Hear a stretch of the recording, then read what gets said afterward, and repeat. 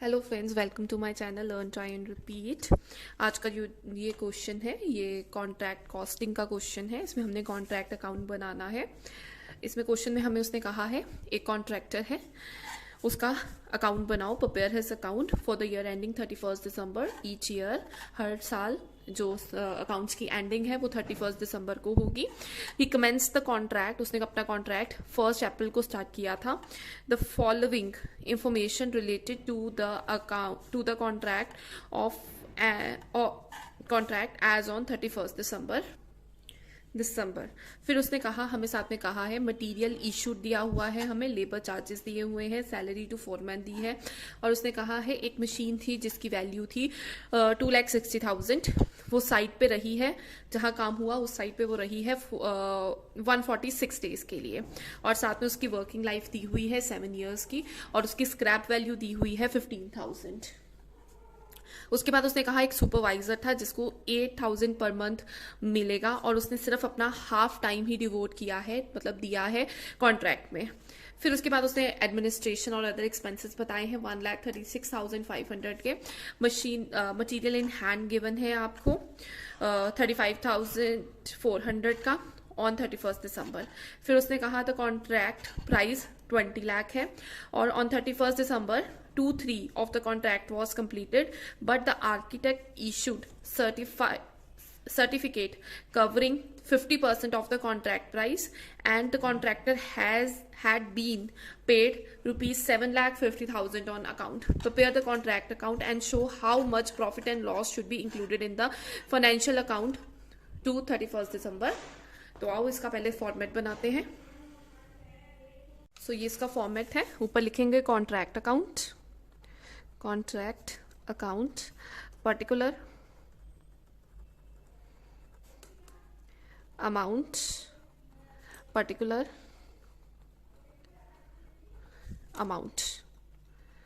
तो सबसे पहले हम देखते हैं क्या क्या चीजें इसमें जाएगी। सबसे पहले आपकी जाएगी मटेरियल, तो यहां लिखेंगे टू मटेरियल इशूड है आपका 2,51,000। फिर उसके बाद है लेबर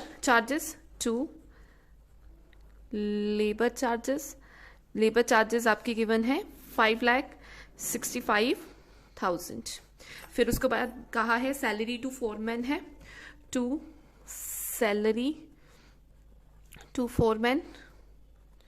फोरमैन को सैलरी आपने दी है 81,300। ठीक है। अब नेक्स्ट स्टेप है, अगला करेंगे हम। उसने कहा एक मशीन थी जिसकी वैल्यू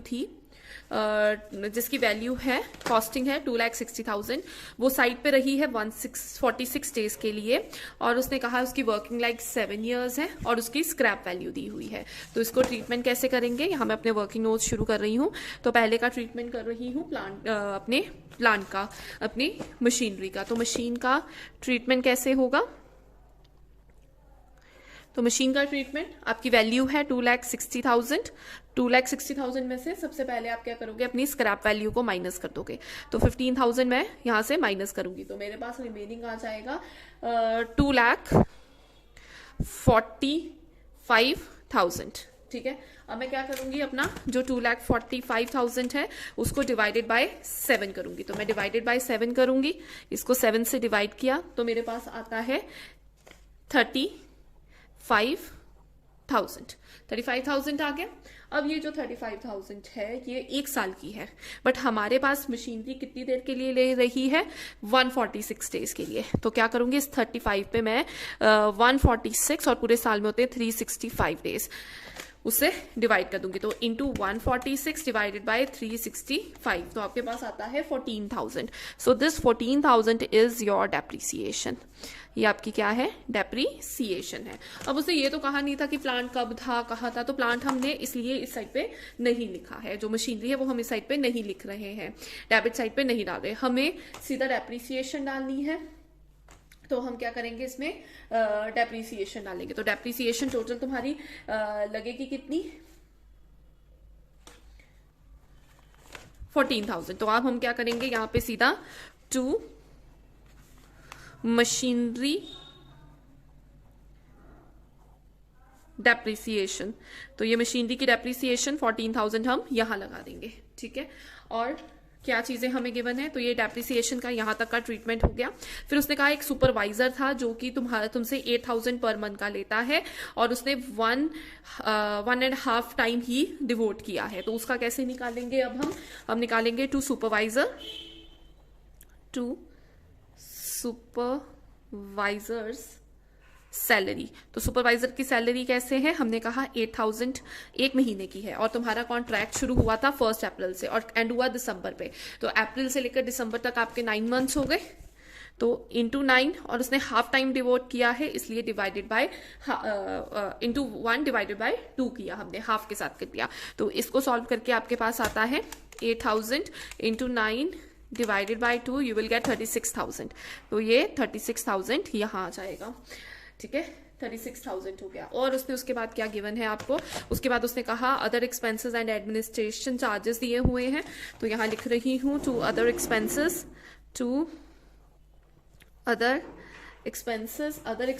हैं 1,36,500 के, ठीक है। ये हमारे सारे यहाँ तक के सबके एक्सपेंसेस आ गए। उसके बाद उसने क्या कहा है, उसे कहा मटेरियल इन हैंड तुम्हें गिवन है, मटेरियल इन हैंड है जो कि तुम्हारा 35,400 एंडिंग का दिया हुआ है, तो ये एंडिंग का गिवन है। तो मैं यहाँ थोड़ी सी स्पेस छोड़कर यहाँ पे इसकी कैलकुलेशन कर रही हूँ, यहाँ लिख रही हूँ बाय मटेरियल इन हैंड, बल्कि जो आपका क्लोजिंग मटेरियल है वो है 35,400 का, और जो आपका प्लांट है उसकी भी हम लिखेंगे। प्लांट की वैल्यू कितनी रह गई, प्लांट 2,60,000 का था, उसमें से 14,000 आप माइनस कर दोगे, ठीक है। तो 2,60,000 की आपकी वैल्यू थी, उसमें से आप 14,000 उसकी डेप्रिसिएशन माइनस करते हो, तो आपके पास आता है 2,46,000। तो बाय प्लांट तो वो कितना आ जाएगा 2,46,000। तो ये इसका ट्रीटमेंट हो गया प्लांट का। अब नेक्स्ट क्या है, यहां तक हमारा सारा हो गया फुल फ्लेज कंप्लीट। अब उसने कहा कि जो कॉन्ट्रैक्ट है उसकी प्राइस थी 20 लाख। फिर उसने कहा 31 दिसंबर को 2/3 of the contract was completed, 2/3 contract complete हो गया। अब मैं यहाँ से सेकेंड शुरू करने लगी हूँ वर्किंग नोट। उसने क्या कहा, टोटल आपका जो कॉन्ट्रैक्ट था वो 20 लाख का था, तो ये 20 लाख का कॉन्ट्रैक्ट था, उसमें से उसने कहा जो आपका 2/3 ऑफ द कॉन्ट्रैक्ट कंप्लीट हो गया है, बट आर्किटेक्ट ने सिर्फ सर्टिफाई किया है 50% ऑफ द कॉन्ट्रैक्ट प्राइस। तो सबसे पहले मैं कॉन्ट्रैक्ट प्राइस का 50% निकालती हूँ, तो कॉन्ट्रैक्ट प्राइस का 50% आपके पास आ जाता है 10 लाख। तो ये जो 10 लाख है this is your work certified, ठीक है। तो जो हमारा वर्क सर्टिफाइड है, ठीक है, वर्क सर्टिफाइड आ गया हमारा 10 लाख का। अब उसके बाद उसने सेकंड क्या कहा कि जो ये वर्क सर्टिफाइड में से जो कंप्लीट हुआ है वो क्या है 2/3 है, ठीक है। जो वर्क कंप्लीट हुआ है वो 2/3 है। अगर मैं ऐसे कहूं वर्क कंप्लीट, उसने दिया नहीं है कितना है कैसे है वो नहीं निकाला उसने कुछ भी, उसने कहा जो वर्क कंप्लीटेड है कॉन्ट्रैक्ट का वो है 2/3, ठीक है। अगर या मैं इसको ऐसे लिख सकती हूँ, अगर मैं इसको करूँ 2/3 मतलब 2 डिवाइडेड बाय 3 करूँ तो मेरे पास आता है 0.667, ठीक है ना। इसको और कर देती हूँ, इसको परसेंट में कन्वर्ट कर देती हूँ, ठीक है, इंटू 100 कर लेते हैं, तो ये मेरे पास बन जाएगा 66.67, ठीक है। तो मैंने क्या किया, इसको इंटू 100 कर लिया, तो मेरे पास आ गया 66.66, एक और ले लेते हैं 6 क्योंकि काफ़ी सारे हैं, पॉइंट के बाद 66, तो मैंने 66.667 ले लिया।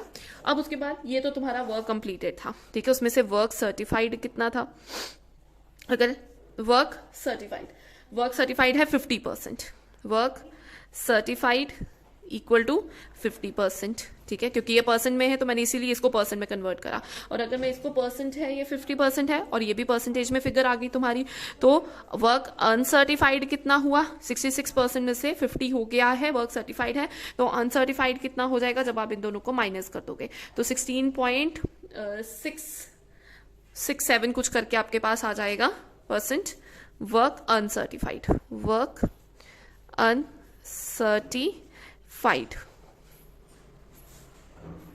तो this is your work uncertified. अब ये जो अनवर्क सर्टिफाइड हमें दिया हुआ है, वर्क जो सर्टिफाइड नहीं है, ठीक है, इसकी हेल्प से हम बाकी कैलकुलेशन करेंगे।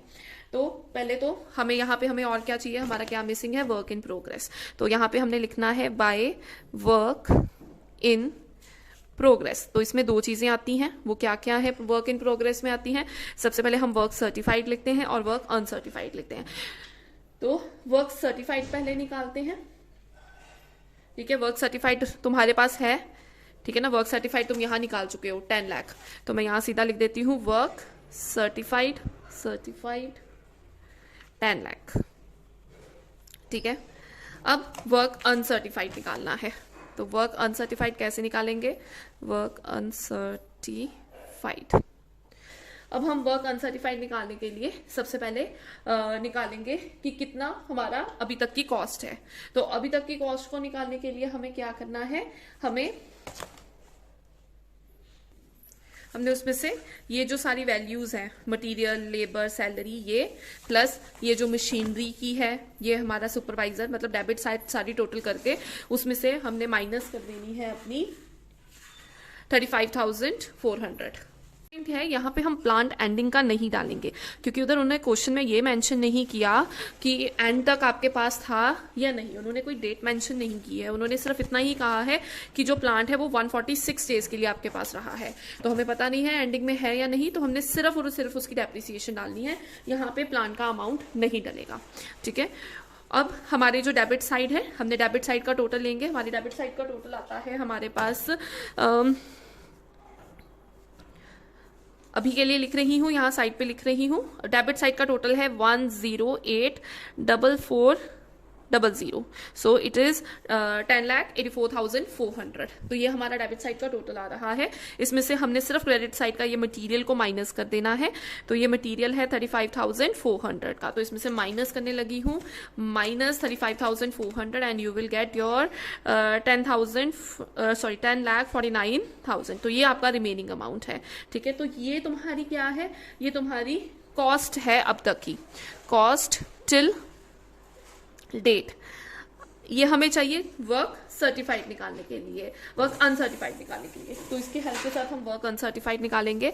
अब वो कैसे निकालेंगे, जो हमारा वर्क अनसर्टिफाइड है, अनसर्टिफाइड इज इक्वल टू जो हमारी कॉस्ट होगी टिल डेट, वो कितनी है, 10,49,000, ठीक है। This is cost till date. हाँ, इसके साथ इनटू हम क्या करेंगे, जो हमारा वर्क सर्टिफाइड है, work certified divided work percentage of, मैं यहां लिखती हूँ percentage of work uncertified divided by percentage of work completed, जो तुम्हारा वर्क कंप्लीट हुआ है, ठीक है। तो वर्क अनसर्टिफाइड कितना है, 16.667 डिवाइडेड बाय जो तुम्हारा कंप्लीट हुआ है वर्क, वो कितना था, 66.667।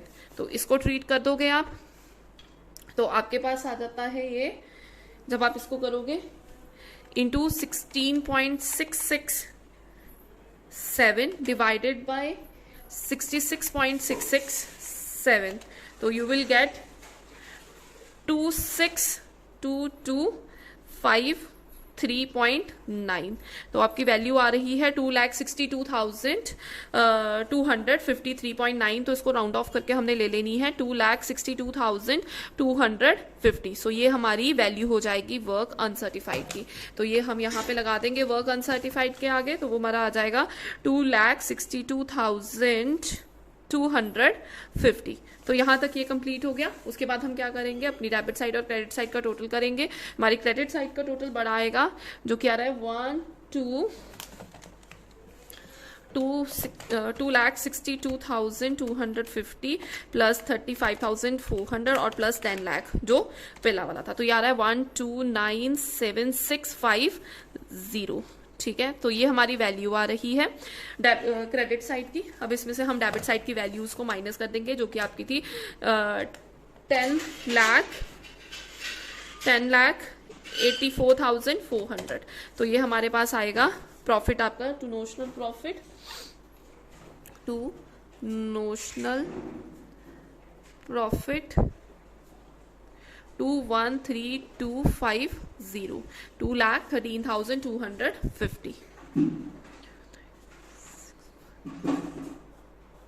ठीक है, अब हम क्या करेंगे, इस वाले प्रॉफिट को यहाँ पे ट्रांसफर कर देंगे एज यूजुअल हम जो करते हैं। ठीक है, तो यहाँ पे हम इस प्रॉफिट को ट्रांसफर कर रहे हैं बाय नोशनल प्रॉफिट। वो आपका आता है आया है 2,13,250। उसके बाद लास्ट स्टेप उसने क्या कहा है, लास्ट स्टेप उसने कहा है कि जो आपने लाइन थी 50% and the contractor has been paid इतने ऑन हिज अकाउंट। ठीक है, और कॉन्ट्रैक्टर को इतना अकाउंट पे दिया है। ठीक है, 2/3 और 50% ऑफ कॉन्ट्रैक्ट कंप्लीट हुआ है। ठीक है, तो लास्ट स्टेप में हम क्या करेंगे, इसको यूज करेंगे। उसने कहा 2/3 जो कॉन्ट्रैक्ट है वो कंप्लीट हो गया है, तो हमें कंप्लीशन दी ही हुई है 2/3। तो हमें जब कंप्लीशन दी ही हुई है तो उसकी हम कैसे करेंगे कैलकुलेशन, मैं यहाँ बता रही हूँ सिंपली। हम जो रिजर्व यहाँ ट्रांसफर करेंगे टू P&L में, टू P&L अकाउंट में, वो रिजर्व कैसे होगा, हम 2/3 करेंगे। 2/3 किसका, नोशनल प्राइस का, नोशनल प्रॉफिट का, वो कितना है 2,13,250 इंटू क्या करेंगे, जो आपका उसने बताया था आपको कैश रिसीव्ड, फॉर्मूले में क्या होता है, यहाँ पे कैश रिसीव होता है और डिवाइडेड बाय वर्क सर्टिफाइड होता है। और कैश रिसीव आपको उसने बताई है 7,50,000 उसने रिसीव करी है, तो यहाँ हम लिखेंगे cash receive 7,50,000 divided by work certified is 10 lakh. तो यहाँ पे हम 10 लाख करेंगे। मैं इसको एक बारी थोड़ा सा और अच्छे से बताती हूँ कि हमारा P&L में प्रॉफिट कैसे ट्रांसफर होगा। तो उसका ये फॉर्मूला होता है, उसका फॉर्मूला होता है कि 2/3 into notional profit into notional profit into cash received divided by work certified. ठीक है, तो इसको कैसे करेंगे, 2/3 इंटू नोशनल प्राइस तुम्हारी कितनी थी, नोशनल प्राइस थी तुम्हारी, नोशनल प्रॉफिट था तुम्हारा 213,250 और ये कैश रिसीव तुम्हें यहाँ गिवन है 750। तो आप लिखोगे 7,50,000 डिवाइडेड बाय वर्क सर्टिफाइड है 10 लाख। तो इसकी कैलकुलेशन कर लेते हैं अब हम। ठीक है, 2,13,250 into 2 divided by 3 into 7,500 divided by 10 lakh.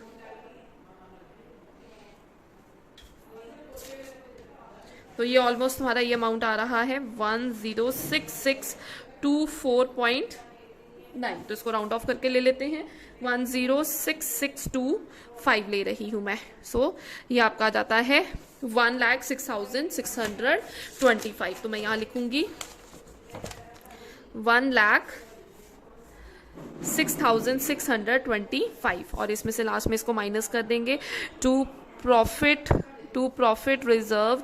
जो प्रॉफिट रिजर्व आ जाएगा ये माइनस करके आएगा। तो अगर इसमें से माइनस कर लेती हूँ, क्योंकि ये वैसे भी 50% था, हाफ ही से किया, तो ये -213,250। तो ये आपके पास आ जाएगा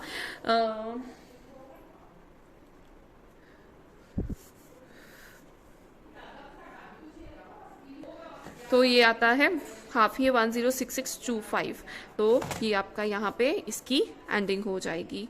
आई होप ये आपको क्लियर हुआ है। अगर आपको इसमें कोई भी डाउट है तो आप प्लीज़ कमेंट सेक्शन में ज़रूर बताएं। ये क्वेश्चन बहुत इंपॉर्टेंट है, इसमें बहुत सारे पॉइंट कवर हुए हैं। अगर आपको कोई भी डाउट हो, कुछ भी हो, आप प्लीज़ कमेंट सेक्शन में बताएं। अगर आपको ऐसे कोई और क्वेश्चन में भी डाउट है तो आप कमेंट सेक्शन में ज़रूर पोस्ट कर सकते हैं। Thank you for watching my video.